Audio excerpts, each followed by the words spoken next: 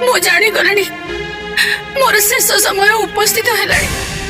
से सत्य करे जे मो मृत्यु समय को निश्चय आसीबो। शंकर शंकर शंकर तू कोठी बाबा? मते शीघ्र जाई मां को पाखे उपस्थित होगा पड़ो।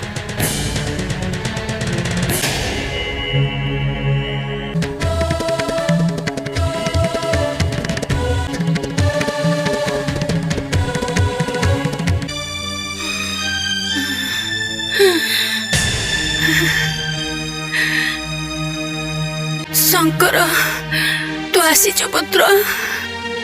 मु स्वयं तुम शुश्रूषा निमंते उपस्थित होइछि। मनर समस्त संताप दूर करी निसंकोचरे तुम मनोभाव प्रकाश कर।